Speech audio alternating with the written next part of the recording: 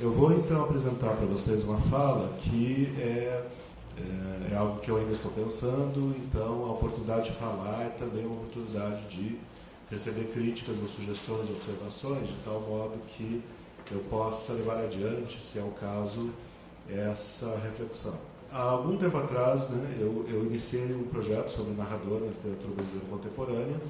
No caso, estava estudando desde anos 60 para cá, tentando estabelecer o que seriam, digamos assim, as questões mais impactantes com relação às transformações do modo de narrar entre escritores contemporâneos brasileiros. E, em um certo momento, me pareceu que eu já tinha, pelos dados que eu tinha levantado, eu tinha a percepção de que era muito constante observar narradores em situações extremas. Aqui estou pensando extremo de um modo bastante amplo. Ou narradores que estão em morte iminente, né, moribundos, muito idosos, ou narradores já cadáveres também, ou narradores que estão dentro daquilo que se classificaria usualmente como o campo da loucura, narradores dentro de prisão, portanto, narradores criminosos, narradores que se caracterizam eles próprios como epilépticos ou como sofredores de algum outro tipo de distúrbio, narradores que estão internados em sanatório, que é o caso da Carta Além do Muro, que a Paloma citou, né, que é um texto em que o narrador ele quer escrever uma carta para alguém que está fora do hospício e os funcionários lá dizem talvez essa pessoa já não exista mais, né, esse é o destinatário. E também os narradores que estão centrados numa situação de alta intensidade sexual, narradores que estão em torno ou de fato no momento do orgasmo quando estão narrando a história, né? Então me pareceu que havia ali um problema a ser procurado, né? Problema de saber por que os extremos e a elevada intensidade eram traços constantes dentro dessas perspectivas de narração.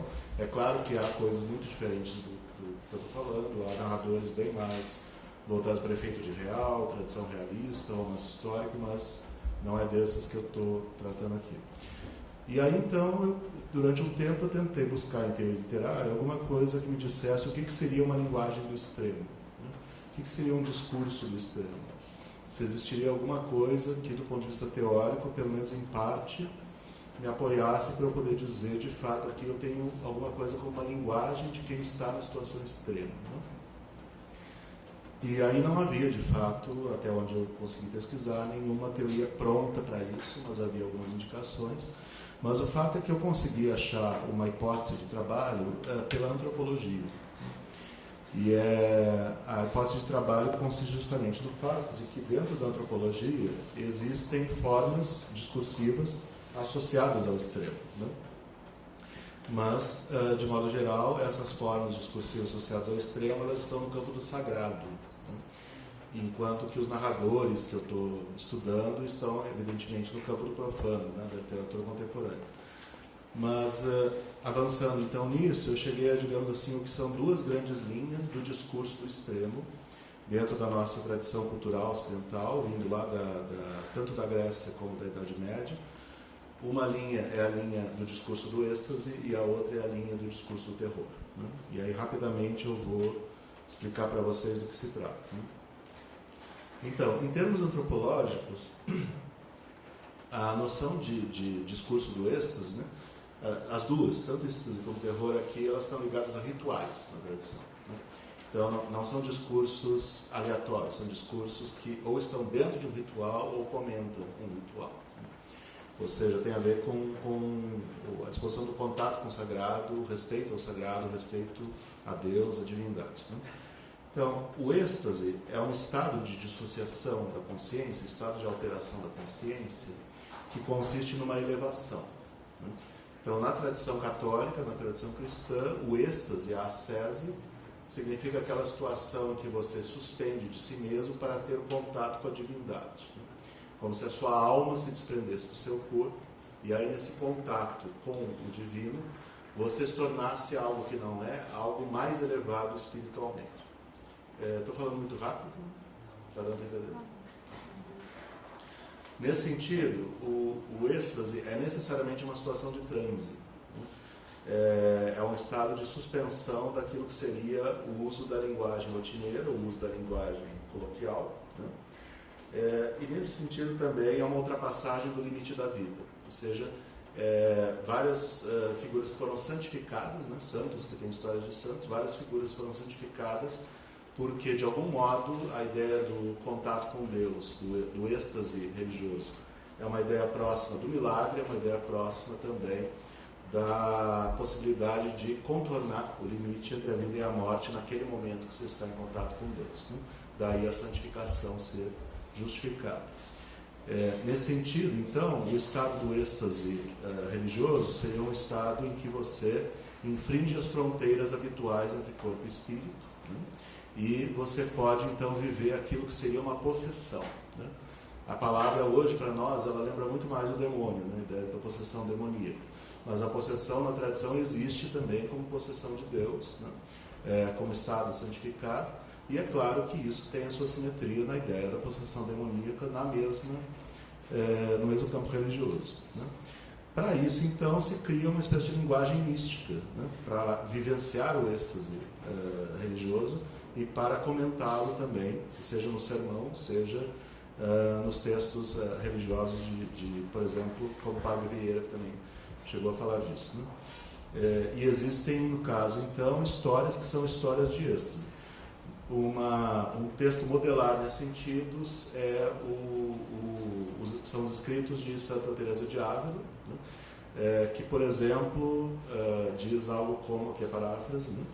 Quando eu estou em contato com Deus, a minha felicidade é tão ampla, tão ampla, tão ampla, que eu até sinto vergonha da minha fé. Esse tipo de discurso, justamente, de uma espécie de excesso, que mesmo sendo o excesso espiritual respeitoso, que é o excesso de submissão a Deus, o excesso da fé, na medida em que ele é excesso, ele já cria uma espécie de transgressão, né? E é isso justamente que tem a ver com a santificação de Teresa de Ávila. A ideia de poder chegar neste lugar que a maioria dos fiéis jamais chegará. Por outro lado, né, existem os rituais de terror, né? Aí, em paralelo com o que eu falei, a gente pode ver as falas de santos como falas do êxtase, né? As falas dos inquisidores, por exemplo, seriam falas do terror sagrado, né? O terror sagrado está ligado à ideia do ritual de violência, a ideia de que é preciso se expor à destruição para poder ter a sua fé reconhecida e ter a sua inclusão social aceita, né? Aí o caso, por exemplo, de Abraão e Isaac na Bíblia, né? O caso do sacrifício mais exemplar que nós temos na nossa história de civilização, né? Que é a ideia de que Deus pede o sacrifício de um filho para um pai, que o filho tem que ser morto, né? Como uma espécie de evidência de fé, né? Essa situação é uma situação que põe no limite justamente a ideia da vulnerabilidade. Então, ritos de terror são aqueles ritos que exacerbam a vulnerabilidade e eles funcionam como forma de inclusão. Então, existem muitas culturas, por exemplo, entre Índia, ilhas ali naquela região entre a Ásia e a Austrália, né? Existem muitas culturas ali que supõem que a aceitação social depende necessariamente de gestos de violência física impostos a crianças e adolescentes para que eles possam ser aceitos, né, socialmente. Tem um texto maravilhoso do Roberto Bolanho, né, que chama O Olho Silva, El Ojo Silva, né?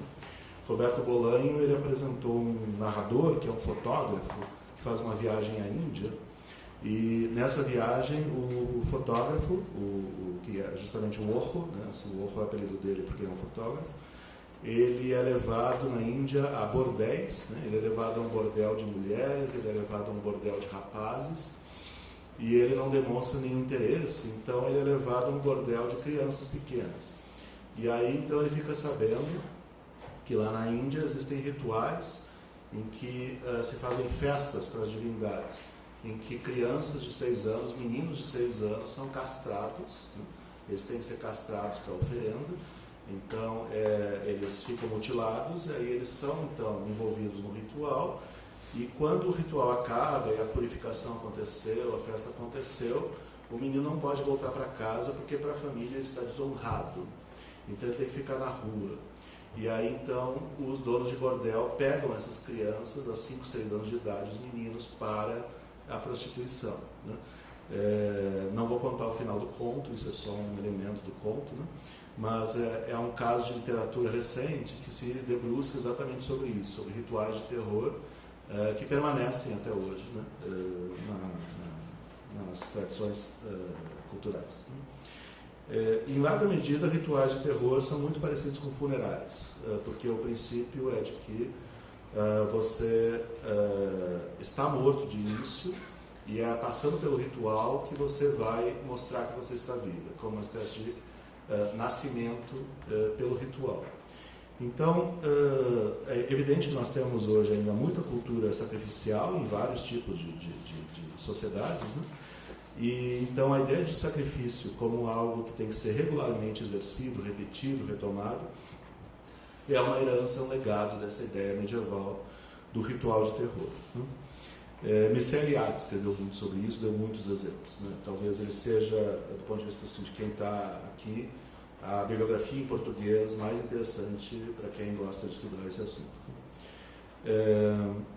E aí tem algo em comum aos discursos de êxtase e discurso de terror, ou seja, esses de Santa Teresa e esses dos inquisidores, que são certas figuras de linguagem que são insistentes. E aí foi aí que eu achei aquilo que eu estava procurando, que é uma espécie de teoria do discurso do extremo, né? E então, e de fato, lendo Santa Teresa de Ávila, aparece isso que eu vou agora dizer. Existem duas figuras de linguagem que são obsessivas nessas condições. A primeira, e certamente a principal, é a hipérbole, né? Entendida aqui como intensificação de uma imagem. Na tradição clássica da Grécia, né, hipérbole é basicamente um meio de apontar para a necessidade de ver alguma coisa diferente do que ela se mostra na aparência, né? Então você cria uma espécie de gigantismo em alguma coisa para chamar a atenção para um certo assunto que as pessoas não estão pensando, né? Essa seria, digamos assim, a origem da hipérbole na nossa linguagem.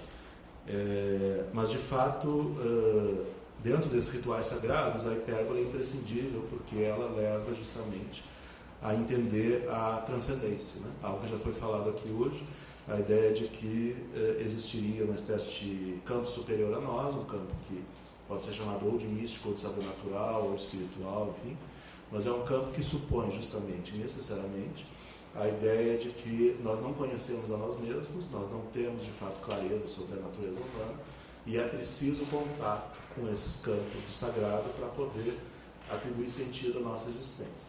Então, não é espantoso, por exemplo, que até hoje, né, até onde eu posso acompanhar, em sermões, em preces, né, seja estimulado, mesmo entre os evangélicos, por exemplo, também entre os judeus, que eu conheço um pouco mais, seja constantemente estimulado um discurso de hipérbole, né, de intensificação daquilo que é sentido. E a outra figura de linguagem que eu encontro muito é a elipse, que é justamente o seu simétrico, que supõe você dizer menos do que é necessário para compreender alguma coisa. Nos ritos de terror, a elipse ela é central. Nos ritos de terror é preciso justamente deixar lacunas, que são as lacunas que vão estar ligadas às imagens de violência que estão ali supostas. Então, eu me alonguei um pouco aqui, eu peço desculpas que eu me alonguei um pouco nessa parte mais teórica, para dizer que eu encontrei nessa questão da antropologia, dos ritos de êxtase e dos ritos de terror, uma matéria para pensar cultura brasileira contemporânea, literatura e, no caso, principalmente narrador. Eu vou falar mais algumas coisinhas antes de chegar na Hilda Hilst para propor a ideia de que a Hilda Hilst possa ser lida por esta chave que eu acabei de falar, né? Bem, então, eu gostaria de recuperar alguém que para nós é uma referência fundamental. Eu sei que alguns que estão nessa sala estudaram ou estudam, o Glauber Rocha. O Glauber Rocha talvez seja, entre nós, aquele que fez a primeira grande elaboração da importância do transe para o Brasil. Inclusive, ele escreveu sobre o que ele considera ser o transe da América Latina, né? Uma imagem, uma metáfora que ele criou para a ideia da política latino-americana como um campo instável, um campo incerto, com muitas indeterminações, né?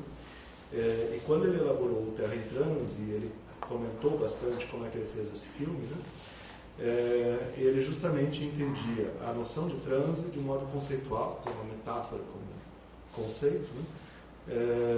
O transe como uma combinação entre, por um lado, a desordem intelectual do país, né, que justamente demandava que fosse feito um filme como aquele para mudar o pensamento dos espectadores, e, por outro lado, né, a ideia de que existem excessos na nossa vida cultural, né?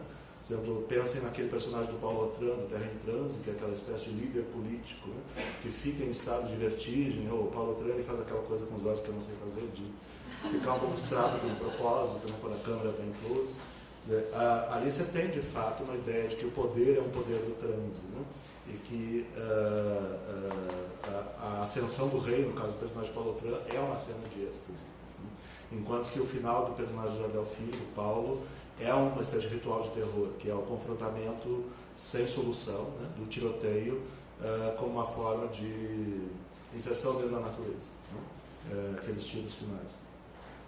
Nesse sentido, então, essa pista dada pelo Glauber Rocha, da ideia do transe como uma espécie de categoria de interpretação do Brasil, e da América Latina, no caso, especificamente da América Latina, isso nos dá a sugestão de poder pensar vários elementos da nossa vida cultural e da nossa história a partir dessa perspectiva. Então eu vou me atrever, por exemplo, a dizer uma hipótese aí muito particular e fortemente suscetível a discordâncias, que é de que o 7-1 foi uma experiência desse tipo. Havia um grande discurso do êxtase na mídia brasileira e entre os próprios participantes da Copa do Mundo, no sentido de uma grande idealização da façanha da Copa do Mundo do Brasil, do time brasileiro, e isso contra todo o senso de realidade que era o desempenho daqueles jogos, né? Então, havia uma espécie de base, que era uma grande discursividade do êxtase, muita hipérbole foi dita naquele período, né? Muito todo, estudo, sempre, né? Assim, muita linguagem desse tipo. E aí, então, quando acontece aquele gol da Alemanha, há aquilo que o Felipão, que é um horror, um estúpido, né? O Felipão chamou de um apagão do time, né? Que é aquele momento ali que tem uns minutos em que nada acontece, ninguém se move e a Alemanha vai dando aquela série de gols. Interpretando por essa chave aqui, pensando também nos comentários assim, de Galvão Bueno e outros loucos sobre o que aconteceu, houve uma passagem do momento de êxtase para um momento de terror, nesse sentido que eu estou dizendo. Quer dizer, passou diretamente das grandes hipérboles para a elipse, ninguém conseguia terminar uma frase. E aí você tinha aí justamente uma situação de funeral em campo, que eram aqueles minutos em que todo mundo pareceu morto e não conseguia se mexer, né? Então, o carnaval evidentemente tem essa combinação também, porque há a parte que é referente à grande festa mascarada, que é do ritual do êxtase, né? E há a quarta-feira de cinzas, que é o componente do funeral, né? Que também tem que fazer parte do ritual. Na literatura brasileira, a gente tem muitos momentos de imagem de transe, né? Marcando aqui apenas muito de passagem, o conto Insônia, do Graciliano Ramos, é um conto evidentemente construído pela linguagem do transe, o conto especificamente, não o livro todo, né? O poema Alumbramento, de Manuel Bandeira, um poema da imagem do êxtase, profano, aquilo ali é linguagem que vem do sagrado para falar do desejo sexual por uma mulher, né? A meu ver, a melhor cena de transe da literatura brasileira, ou pelo menos a que me apaixona mais, é o Reobaldo desmaiando diante do combate entre Diadorim e Hermógenes no final do Grande Sertão Veredas, naquele conflito da luta de morte. O início de Água Viva é, evidentemente, o grande rito de êxtase, com aquele aleluia, aleluia, o início de Água Viva de Clarice Lispector. E há também o livro Teatro, de Bernardo Carvalho, que certamente trabalha com passagens alternadas de imagens de terror e de êxtase, né? Toda a primeira parte do Teatro de Bernardo Carvalho tem linguagem de rito de terror, com aquele policial falando do terrorismo que, na verdade, ele mesmo supostamente comete, né? Paulo Mendes Campos fez imagem de transe, por exemplo, Cego de Ipanema, e acho que não tem como não falar assim, que a gente tem um campo de trabalho nesse sentido muito amplo, sobretudo naquele período que o Alceu Pécora estava comentando, os anos 60 e 70, que contra a cultura, ela trouxe muitas atualizações dos ritos de êxtase dentro de vários tipos de códigos, né? E aí é bom lembrar de Lucy in the Sky of Diamonds, que foi aproveitado de modo de exploração na abertura de uma novela hoje, né? O livro Achiche, de Walter Benjamin, os vários poemas sobre ópera de Charles Baudelaire, tudo isso se tornou muito importante nos últimos 30 anos e não é por acaso, porque existe de fato uma demanda desse tipo de material, né? Esse tipo de referência da linguagem do extremo. Né? Se eu quiser falar com Deus, Gilberto Gil, 2001, Os Mutantes, e assim por diante. Bom, então eu já falei bastante tempo, não sobre Hilda Hilst, e agora eu vou falar de Hilda Hilst. O que eu proponho, então, aqui de modo sugestivo, como uma ideia para conversar, é a ideia de que a produção da Hilda Hilst ela seja um caso particularmente interessante, porque, em geral, a linguagem do êxtase e a linguagem do terror não se confundem. Né? Elas são bem distintas, né? Tanto pelo vocabulário como pelas figuras de linguagem. Por exemplo, tem um livro maravilhoso do Leo Spitzer, né? Até onde eu sei, talvez seja o livro mais interessante de teoria literária sobre isso em circulação, que é o 3 poemas sobre o êxtase. Né? O livro do Leo Spitzer sobre poemas ligados justamente a essa ideia da ascese. Lendo o livro do Leo Spitzer fica muito claro que a linguagem do êxtase é diferente e estranha à linguagem do terror. Né? No Leo Spitzer está muito bem demonstrado pela análise de versos de vários poemas. Agora, eu acho que a Hilda Hilst pode ser lida talvez como um campo de cruzamento. Né? Quer dizer, o campo é que não se trata de fato de uma distinção entre o discurso do êxtase e do terror, mas de fato como uma espécie de antagonismo constitutivo em que não há paradoxo no sentido de que se consideraria algo extremamente diferente um do outro, né, o terror e o êxtase, mas um antagonismo constitutivo no sentido de que é produtivo justamente o momento em que o êxtase e o terror eles se integram. Né. Então, a primeira menção que eu tenho que fazer é justamente, também para homenagear aqui a Paloma, é uma entrevista que Hilda Hilst concedeu ao Caio Fernando Abreu, e que ela falou o que ela entende como Deus. Né? O que é Deus? Quem é Deus? E, então, eu vou ler aqui a resposta de Hilda Hilst ao Caio Fernando Abreu. Ela diz, né? Então me veio assim: Deus é quase sempre essa noite escura, infinita, mas ele pode ser também um flamejante sorvete de cerejas. É uma escuridão absoluta, mas de repente vem uma volúpia doce lá dentro. Vocês veem que tem esse campo hiperbólico, né? Quer dizer, uma noite infinita, uma escuridão absoluta, né? Mas você tem também isto, que está muito associado ao vocabulário do êxtase, inclusive aparece em Santa Teresa de Ávila, que é o campo semântico do fogo. Aparece muito o campo semântico do fogo na frase da Hilda Hilst, bastante em vários lugares. Né? E no caso, então, existe a escuridão e existe o fogo. E, de certa maneira, não se trata de opor o fogo, que seria o campo do êxtase, à escuridão, que seria o campo da vivência do terror, mas definir justamente que o fogo só pode aparecer com a devida visibilidade na escuridão. E é nesse sentido que a combinação dos dois é produtiva, ou seja, a gente estaria dentro de um campo de experiências em que a vivência do horror e do sofrimento é também, né, a condição para que esse campo de ascese, esse campo de superação de si, de modo positivo, aconteça. Né? Então, há alguns exemplos dentro da literatura dela em que isso se passa. Eu vou dar esses exemplos e eu vou encerrar a fala. Né? Já falei demais, não? Então, Eliane. Está tudo bem? Sim, sim. Eu estou falando demais já. Não, eu estou aqui. Tá bom, tá certo. Talvez o livro em que isso fique mais elaborado, eu só vou mencionar de fato, vou falar rapidamente. Talvez o livro, a minha impressão é que o livro que isso que eu estou falando está mais elaborado é o Kadosh, porque ele é próprio, digamos assim, uma grande elaboração da associação entre o sagrado e o profano. Né? Quer dizer, você tem ali uma compreensão, né, da relação com Deus, da relação com o sagrado, como uma compreensão necessariamente mediada pela percepção da morte. Né? Que é um pouco entender, digamos assim, que o sagrado é tão mais importante quanto mais próximos da morte nós estivéssemos. Né?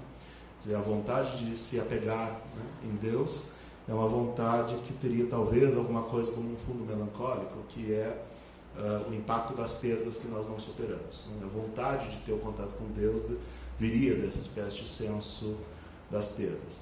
E no caso, então, no texto do Kadosh, aparecem uma série de imagens como uma morte que é ao mesmo tempo abominável, o que é um campo semântico do terror, e é também flamante, que é essa imagem do fogo como afirmação, né, de um desejo.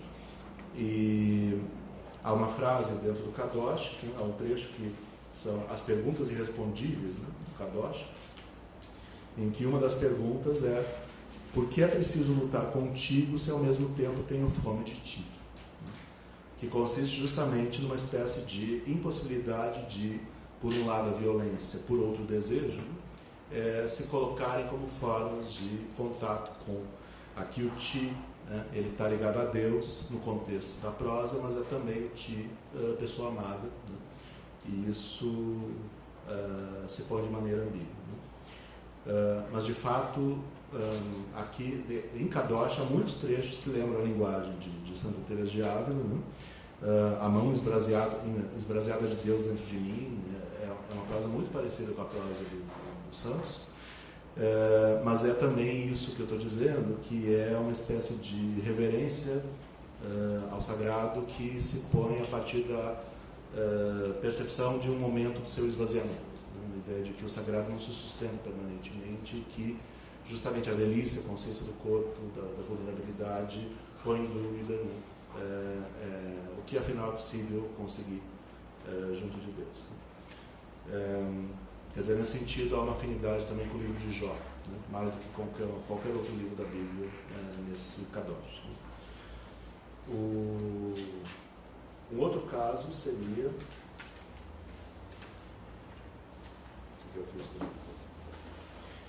Um outro caso seria Crasso em Depressão, que é uma parte do livro Contos de Escárnio. Crasso em Depressão tem uma cena que eu adoro ler em aula quando eu dou isso, que é o seguinte, né? Tem uma cena de sexo, então teria um pouco aquilo que eu estava dizendo, que é um narrador que fica próximo do orgasmo ou está no momento do orgasmo enquanto narra, né? O conto de Crasso e Depressão, ele tem o seguinte: há um homem e uma mulher, não dá claramente para saber quando é que passa de uma voz para outra, eles estão conversando e dizem assim: você sabe que os americanos ficaram com os problemas com aquilo tudo do Vietnã? Sei que ficaram com vários problemas, mas qual é esse? Eles gozavam quando explodiam a cabeça de um vietnamita. Que jeito difícil de gozar, não? Ainda mais agora, tem que viajar para lá. É só sair por aí explodindo cabeças. É isso? É. E as armas? A gente arranja benzinho.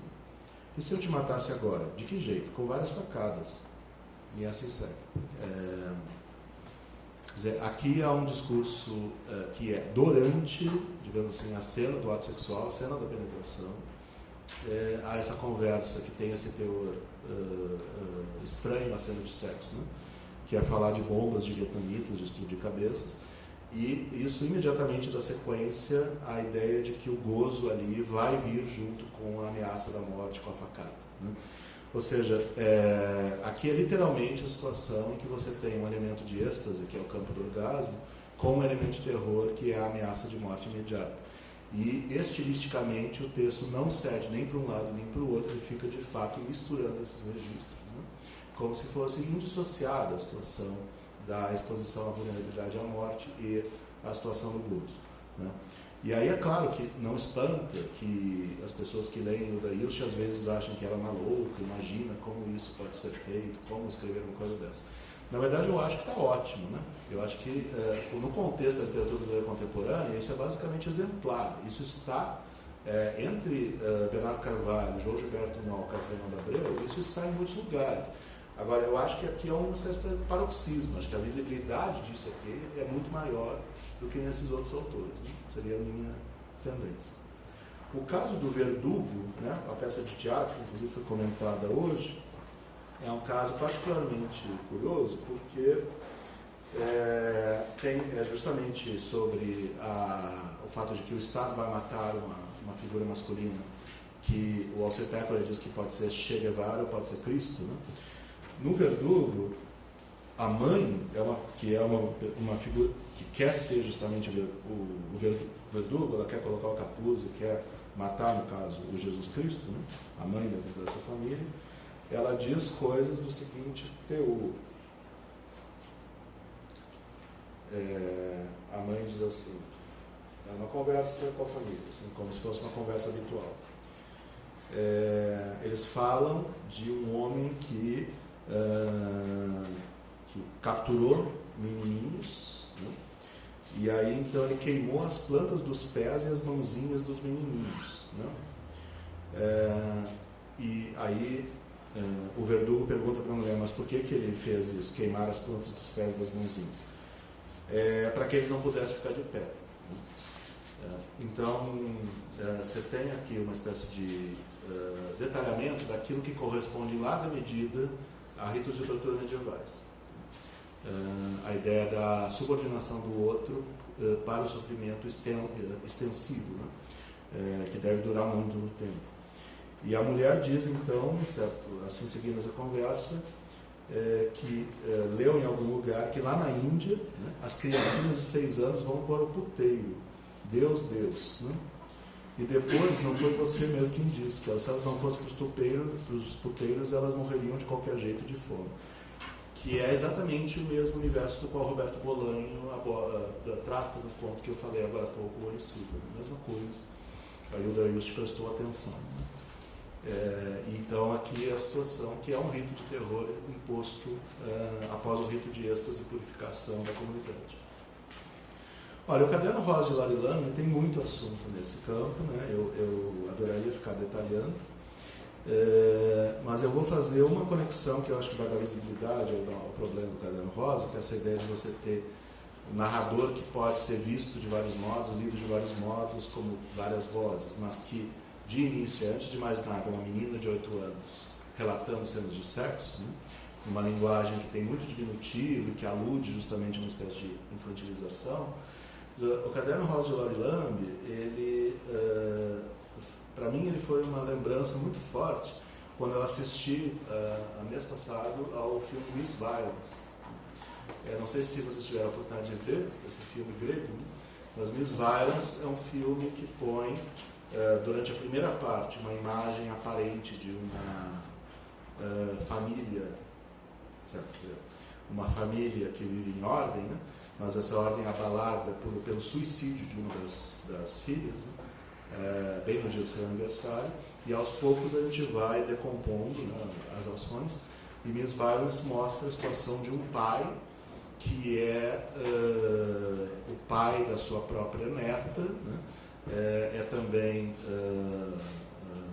ele faz sexo também com as 2 filhas, ele prostitui as filhas para ganhar dinheiro e ele também, num certo ponto mais do meio para o final, tem uma neta dele, que é muito pequena, a aparência dela é de 5 anos de idade, e ele leva essa neta para se prostituir com um dos seus amigos, né? Não vou contar o final do filme, mas me lembrou muito aí do caso do Caderno Rosa de Laurie Lamb, no sentido de que há uma relação mal resolvida, ou inclusive indefinida pelo próprio roteiro, entre a figura paterna, né, que se apresenta ora como protetora, ora como agente de violência, e no caso do livro da Hilda Ilst, né, essa figura paterna que, numa cena ainda no início do livro, né, estimula, né, o imaginário sexual precoce, né? Então teria havido uma conversa da Laurie que a Laurie pergunta, você quer me lamber, né, para o papai, e o papai responde, eu gosto de lamber a mamãe. Na medida que a gente tem uma dinâmica desse tipo, de fato, a gente tem a necessidade de pensar a figura paterna como algo central nesse campo da discussão da pedofilia. E, olha, as crônicas, eu acho que daí, como a Paloma já falou, eu não preciso me referir a isso, mas várias das crônicas são crônicas voltadas para alguma coisa como uma afirmação do gozo da violência, do gozo do exercício da violência. E nesse sentido, então, aparecem nas crônicas questões como por que será que os adolescentes gostam tanto de cenas de horror e cenas de violência? E isso não se dá de jeito nenhum como uma espécie de culpabilização moral, que isso é errado, pelo contrário, isso se dá como uma condição constitutiva do conhecimento da sociedade e dela própria, né? Essa espécie de vocação para o gozo na violência. Aliás, só de passagem, quando a Paloma leu a primeira crônica, né, eu não sei se vocês pegaram, assim, né, para pensar aí um pouco na tal da crueldade, né, que a cena da mulher que está olhando o homem nu, né, da cabeça até abaixo, e aí então ela leu aqui o susto, aquela bimbinha, aquela gunga, aquela bilola. Vocês sabem o que essas palavras significam? Bilola é um termo informal para o pênis do menino muito pequeno. Então, isso aqui não é apenas uma ofensa, digamos assim, a homens de pau pequeno, né? O que já é um assunto e tanto. Mas isso é também algo que está no Loriland, que é uma espécie de tendência a constantemente colocar uma espécie de sexualidade precoce, né? De ver a figura da criança associada à sexualidade. Nesse sentido, então, há uma grande atualidade em Hilda Hilst, porque essa talvez seja uma das questões mais difíceis e delicadas da contemporaneidade, né? Está crescendo o número de filmes e de textos literários referentes à pedofilia e, sobretudo depois dos grandes escândalos da Igreja com relação à constante difusão da pedofilia, hoje existem de fato discussões que apontam para a ideia de que, se considerar pelos antecedentes gregos, a formação dos adolescentes pelos sábios gregos, enfim, que toda a moralização da pedofilia é uma herança medieval e que a tendência será a dissolução dos limites. Nesse sentido, esse tipo de questionamento, esse tipo de debate contemporâneo, que põe uma espécie de sexualização generalizada, envolvido também o corpo infantil, né? Esse tipo de discurso, esse tipo de debate, eu acredito que põe em questão justamente a ideia dos parâmetros estáveis, né? de entendimento da sexualidade, a polimorfia da sexualidade, a ideia de que existe independência entre moral e sexualidade. E se isso de fato é uma questão contemporânea e central, como me parece que está sendo, acho que ninguém discutiu tanto e tão bem isso como a Hilda Hilst. Quer dizer, eu acho que não é por acaso que o Caderno Rosa de Loriland ainda é um livro tão pouco estudado, né? Eu tive essa notícia hoje da mais de 100 teses, mas eu não tenho compreensão de fato do que foi feito, né? Assim, várias eu não conheço, mas eu diria que há uma dificuldade, né, do ponto de vista canônico, do ponto de vista da história literária, de lidar com um livro como o Caderno Rosa de Loriland, sobretudo por um narrador escolhido, que é um narrador que nunca houve antes na nossa tradição, que é uma menina de 8 anos que tem uma sexualidade. No contexto disso que eu estou chamando de uma série de narradores do extremo, né, o que a Hilda Hilst fez, em certo sentido, foi implodir talvez aquilo que seja não é o último que eu quero dizer, um pouco aquele talvez seja o mais primário